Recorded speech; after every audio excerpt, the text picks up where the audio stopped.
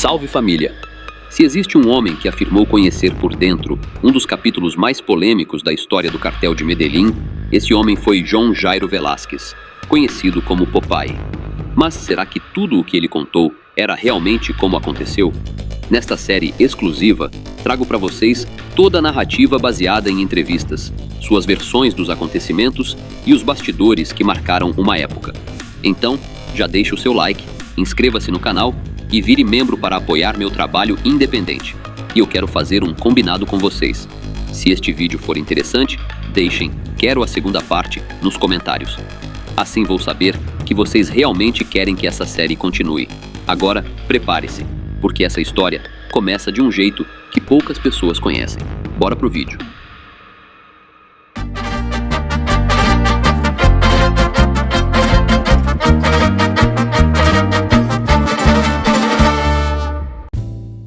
Meu nome é John Jairo Velázquez Vázquez, vulgo Popeye. Aqui estou. Este sou eu, um homem de 52 anos de idade, com 23 anos de cárcere nas costas. Filho de Áurea Ofélia Vázquez de Velázquez e Cerveleão Velázquez, o quarto de 5 filhos. Desde muito pequeno, senti que eu era diferente dos meus irmãos. Da minha infância, lembro-me de como gostava quando meu pai me premiava com sorvetes. Lembro-me também de uma vez em que, brincando de esconde-esconde com meus irmãos, eu os trapaceei, abrindo os dedos que tapavam meus olhos e vendo onde se escondiam. Eles ficaram com tanta raiva que me amarraram a uma árvore e atearam fogo em mim. Minha mãe, ao se dar conta do acontecido, envolveu-me em um cobertor para me proteger. Daquela brincadeira, restaram minhas 2 primeiras cicatrizes, no ombro direito e na cabeça. Anos mais tarde, meu entendimento, minha vontade e minhas emoções viscerais deixaram marcas não só em meu corpo, produzidas por impactos de bala, mas também cicatrizes indeléveis em minha alma, que só foram aliviadas com o passar dos anos de encarceramento pelo carinho e pelo cuidado que, dia a dia, Deus me mostrava. Como estudante, fui regular, mas sempre serei lembrado por meus companheiros de estudo como um jovem bem-humorado. Pertenci à Polícia Nacional, à Escola de Grumetes da Marinha e fui agente de trânsito. Fracassei em minha busca pelo caminho do bem, já que dentro de mim havia um sentimento que me chamava para a aventura e o perigo. Durante 12 anos da minha vida, fui lugar-tenente de Pablo Escobar Gaviria, sendo um de seus homens de confiança no submundo do crime. Com minhas mãos, fui cúmplice de muitos dos atos criminosos que deixaram mais de 3.000 vítimas nas guerras que fiz em nome do meu patrão. Matei, sequestrei, roubei e trafiquei drogas. Exerci o terrorismo para aquele que é considerado por muitos o maior e mais cruel assassino do século XX. Aqui estou. Este sou eu. John Jairo Velázquez Vázquez, vulgo Popeye.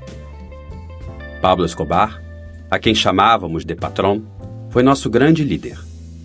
Ele era o meu chefe, um homem frio, que não conhecia o medo, com uma personalidade única. Nunca chegava à euforia por um grande triunfo, nem se entristecia demais por uma derrota. Os assassinatos de Pablo Escobar, cometidos por nós, seus lugares-tenentes, foram, sobretudo, consequência das guerras conduzidas sob a bandeira da não extradição de colombianos para os Estados Unidos.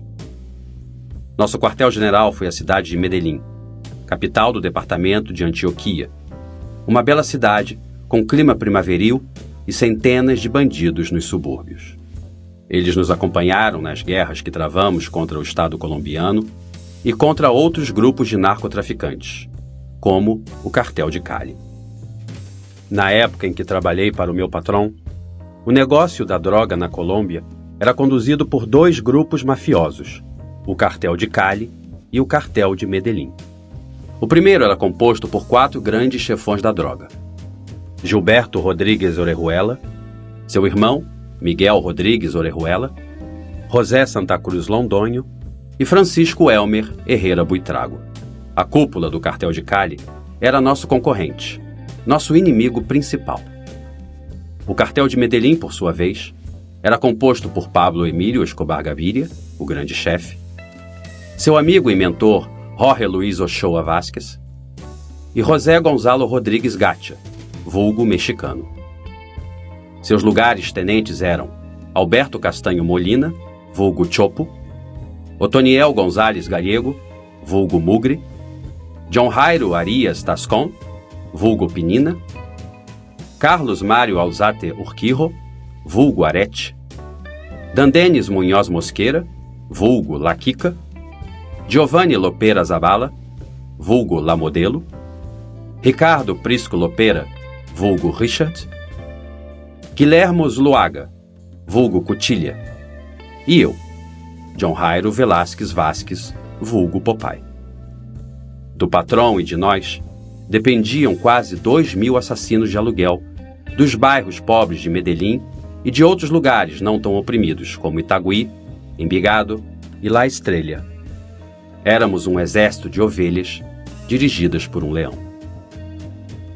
O clã Ochoa e as origens de Pablo Escobar.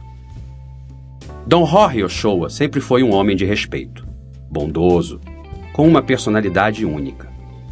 Sagaz, para dirigir os demais e ficar sempre limpo, e inteligente, para jogar a pedra e esconder a mão.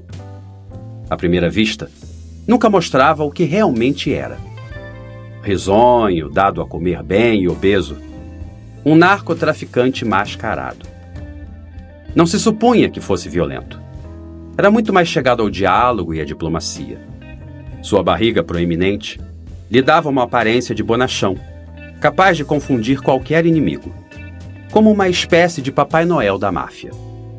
Astuto como ninguém, inclusive mais que o próprio Pablo Escobar, sempre foi muito mais admirado que meu patrão. Dom Jorge Ochoa foi quem envolveu Pablo Escobar e seu primo, Gustavo de Jesus Gaviria Riveros, no narcotráfico. Tirou-os de pequenas entregas e transformou-os em grandes traficantes. Ele já era um traficante de peso antes de Pablo e seu primo. E o que fez com Pablo foi para manter-se à sombra de um bandido que não temia violência nem sangue. Enquanto o clã Ochoa, composto por Jorge Ochoa, Fábio Ochoa, Juan Davi Ochoa e José Orejas, crescia na cidade como o maior grupo de traficantes de droga, Pablo Escobar ganhava fama de matador de aluguel e sequestrador nas ruas de Medellín. Escobar e Gustavo Gaviria, juntamente com o Negro Pabón e Mário Henao, tinham sequestrado o maior industrial da época na Colômbia, Dom Diego Echavarria. De um lado, havia os Ochoa, com muito dinheiro, e de outro, havia Pablo Escobar convocando e aglutinando grupos de bandidos, gerando um perigo iminente para a organização rival. A qualquer momento, podia acontecer a colisão de trens. O melhor, o mais estratégico, era fazer uma aliança com ele e transformá-lo em homem milionário. E essa foi realmente uma jogada de mestre, própria da máfia do clã Ochoa. A partir de então, o clã Ochoa, liderado por Jorge Luis Ochoa Vázquez e Pablo Escobar, passaram a agir como sócios em muitos acontecimentos danosos para a história do país. Sócios no narcotráfico desde os anos 1970. Sócios na fundação do MAS, Muerte a Sequestradores. Sócios no assassinato do ministro da Justiça Rodrigo Lara Bonilla, em 1984. Sócios no tráfico de drogas pelas rotas do Panamá e da Nicarágua. Sócios na morte do piloto norte-americano Barry Seal, assassinado em solo norte-americano, mais exatamente em Baton Rouge, Louisiana, em 19 de fevereiro do ano 1986. E a lista continuava. O assassinato de Barry Seal foi ordenado por Dom Jorge Ochoa a seus capangas antes de viajar para a Espanha, onde foi detido em 1984. Seal tinha sido surpreendido e capturado nos Estados Unidos com um carregamento de drogas dos Ochoa e de Pablo Escobar. Ele foi, de longe, o piloto que mais enriqueceu o clã. Dom Jorge dizia que estava cansado de ganhar dinheiro com ele. Após sua prisão, saindo de uma pista na Nicarágua, Seal decidiu tornar-se agente duplo. razão pela qual continuou voando até os Ochoa, mas sob a vigilância da DEA e da CIA, tornando-se a principal testemunha contra o cartel de Medellín. O maior perigo na época era realmente para Jorge Ochoa, que se encontrava detido na Espanha e com pedido de extradição pelos Estados Unidos. Sem outra solução à vista, Fábio Ochoa Vázquez planejou a morte de Barry Seal. Pablo Escobar, por meio de um de seus melhores assassinos, Guillermo Zuluaga, o Cutilha, executou-o nos Estados Unidos. Barry Seal foi assassinado em fevereiro de 1986 e Jorge Ochoa foi deportado para a Colômbia em julho, poucos meses depois do ocorrido. Já na Colômbia, graças ao poder econômico do clã Ochoa, Dom Jorge saiu livre em meados de setembro do mesmo ano, fruto da aliança já existente entre grandes políticos e mafiosos. Meu patrão e Dom Jorge Luiz Ochoa também foram sócios no assassinato do coronel da polícia Jaime Ramírez Gomes. Esse alto oficial e herói da pátria foi assassinado por ordem de Jorge Ochoa e Pablo Escobar em 17 de novembro de 1986, por ter ocupado e destruído o maior laboratório de cocaína no mundo, conhecido como Tranquilândia ou Villa Coca, propriedade do clã Ochoa, de Pablo Escobar e de Gonzalo Rodrigues Gacha. Tratava-se de um laboratório imenso, que funcionava nas selvas colombianas, com pista de pouso e decolagem e grande infraestrutura para hospedar os pilotos do narcotráfico e o pessoal empregado nas tarefas do laboratório, dado que toda a operação ali era aérea. Eles também foram sócios no assassinato de Dom Guillermo Cano, dono e diretor do jornal El Espectador, e do atentado à dinamite em suas instalações. Em fevereiro de 1987, Jorge Ochoa deu um grande presente a Pablo Escobar. Trouxe da Espanha o Miguelito, um especialista em explosivos da ETA. Esse personagem esteve preso com o Dr. Ochoa e, na ocasião, estabeleceram uma grande amizade. O chefe do clã Ochoa era, então, o grande pai do terrorismo na Colômbia.